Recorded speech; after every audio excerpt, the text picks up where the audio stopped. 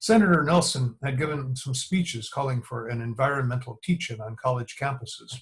And I thought, yeah, maybe that's something that we could do, and it certainly ties in with my interests. And nobody had said a word about it at Harvard. So I flew down to Washington with all of the arrogance of youth and wrangled a 10-minute meeting with the senator, hoping and thinking I could probably get the charter to organize Harvard, but I was actually ambitious enough that I thought I might get the charter to organize all of Cambridge, Massachusetts. It turned out he didn't have anybody organizing Harvard or Cambridge or Boston or Massachusetts or New England. He was giving speeches about this thing. So I went back with the charter to organize Boston. And 3 days later, I got a call from the chief of staff asking whether I would drop out of school and come down to organize the United States, which I'm guessing is the fastest set of promotions that anybody has ever received, certainly in the public. Wow. So what went through your mind after you hung up the telephone? It wasn't a very hard decision. I knew that this was right smack in the sweet spot of where I wanted to work, that it was something that was just beginning to become a burgeoning phenomenon. And so I literally, way less than a week after that, I had moved down to Washington, D.C., found myself a scrungy little basement one-room apartment, and began organizing a staff. So what did the first Earth Day look like, Dennis? What was the goal of the first Earth Day? Well, it had multiple goals, but maybe a transcendent one is that there were lots of issues that we would now refer to as environmental issues on the agenda. I mean, the previous year, there had been a major oil spill at Santa Barbara. We were becoming aware that breathing the air of many major American cities was the equivalent of smoking 2 packs of cigarettes a day. And young women were suddenly focusing upon the fact that that meant that their 6-month-old infants were smoking 2 packs of cigarettes a day, causing some degree of alarm. The Cuyahoga River caught on fire multiple times. The Great Lakes were dying. The bald eagle and various other birds were threatened by pesticides. Freeways were cutting through dynamic inner-city neighborhoods. Poor children were peeling lead-based paint off of walls and eating it and stunting their brains and nervous systems, and on and on. But these were not environmental issues. These were save the birds issues, oil slick issues, freeways issues. And at least my objective in Earth Day was to tie them all together, to weave them into the fabric of environmentalism, and to convince all of these targeted groups that if we all came together, recognized we were operating from the same set of values, we'd be much more powerful working together on our issues than with that laser focus that they've been bringing to them. So on that first Earth Day, Dennis, there were rallies all over the country. Something like 20 million people across the country took part. How did the day play out? Roughly 1 out of 10 Americans took part in that first Earth Day. It was by far the largest planned event in the nation's history. Probably more people in victory in Europe, but that was spontaneous. With this, we actually built and organized it. Well, I'll give you my day. I got up in the morning, walked through the darkness down to the mall in Washington, D.C., where I joined a group of Native Americans who were having a sunrise ceremony to welcome the sun and to bless the oncoming day to protect the planet. Jumped on an airplane and flew up to New York to a really interesting phenomenon. Richard Nixon, with his Southern strategy to flip the solidly conservative, democratic, racist South into the Republican Party, had alienated a lot of Republican progressives. And one of them was John Lindsay, who saw himself as a potential fighter for Nixon for the soul of the party. And he jumped on the environment, which he cared about, but he also saw as a political element. He gave us Fifth Avenue. He had the police shut down all of the intersections for 50 blocks of Fifth Avenue, from down around 14th Street all the way to Central Park. So I climb up on this platform. It must have been 5 or 6 stories in the air, and looked over the sea of people there who had turned out for that first Earth Day in New York. And it was sea is the right metaphor. People stretched out farther than you could see, even from quite a great height. That was probably the first time that I realized that this wasn't just big, that this was unprecedented and just enormous. Then flew on to Chicago, where a feistier group headed by Saul Alinsky called the Campaign Against Pollution was having a spirited demonstration against Commonwealth Edison and its polluting power plants in downtown Chicago. and then still finally closed off the day by flying back to Washington, D.C. and doing a few evening shots on television where I was trying to be a pundit and say, what did this whole day mean? So when you look back on history, Dennis, how does it make you feel to see how much progress has been made over the past 50 years, and the fact that it's gone for 50 years? What's that feel like? It's amazing. In 1970, no one thought that there was going to be another Earth Day in 1971, much less 2020. This was organized very much on the model of the 1960s demonstrations, the Poor People's March, the March on the Pentagon, the March to Selma, the Vietnam Moratorium.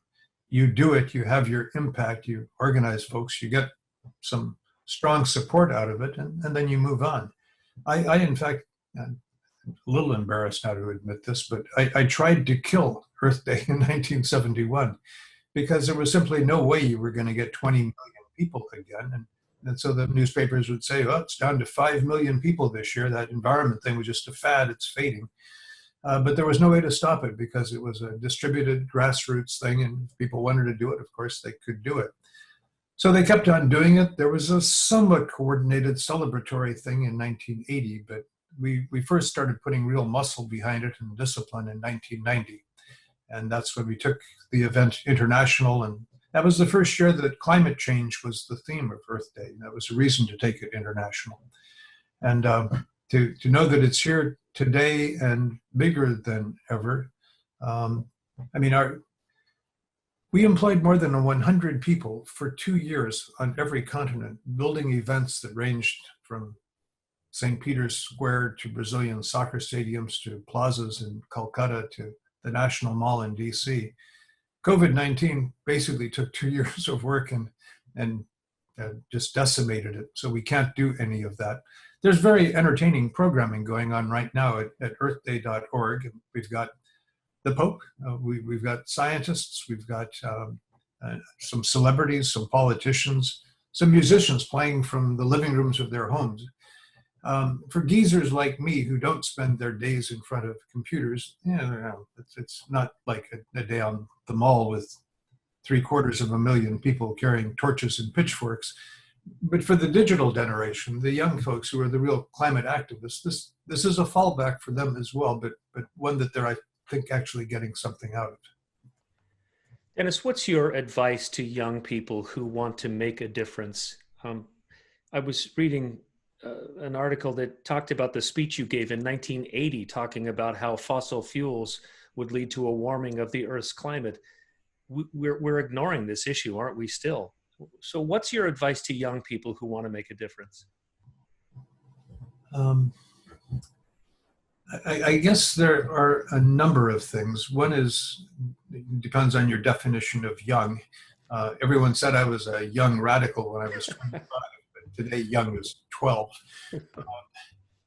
If you're of voting age, a big theme that is coming out of today is that COVID-19 having killed April 22nd as Earth Day, in 2020, we want Election Day to be Earth Day. And if you're old enough to vote, or you're old enough to work on campaigns to help register voters, to help get out the vote, this is an election that really matters with regard to climate and the environment in general. I mean, the Trump administration has been rolling back now more than 100 laws and regulations and rules, and challenging judicial decisions. It's just been a full-scale assault upon 50 years of environmental progress. And that will only change if we fire a shot off their bow electorally in this upcoming election. Beyond that, there are the things that students are already doing. One, they're not asking geezers for advice. They're going out and doing their own thing. And many of them have been really wonderful grassroots organizers that communicate one another digitally around the world, have friends that live 10,000 miles away and they've never met. And all of that, I think, is working for them. There's another thing that I continue to think is very important, and it's a lesson that religion understood for thousands of years. If you get people to change their behavior, that reinforces their values, and it reinforces the way that they are firmly committed to bringing about change. Similarly, in the civil rights movement, nobody thought that there was a conflict between sitting in at lunch counters, refusing to move to the back of the bus, forcing yourself into schools that didn't want you, and swimming pools and drinking fountains. You changed your behavior. Society had to accommodate that. And it also leads to public policy changes like the Civil Rights Act and the Voting Rights Act. There's a perception in parts of the environmental movement that if you change your behavior, if you pay attention to what vehicle you are driving or the bus you're riding in or you're bicycling, paying attention to the food that you eat, getting the most efficient appliances, the most efficient everything, using natural fabrics, that all of that stuff is a diversion, that everything ought to be about politics. Politics is important, but I think all of those other things are as well. Recycling has become sort of an environmental sacrament. It's a thing that you do to show that you are part of the movement.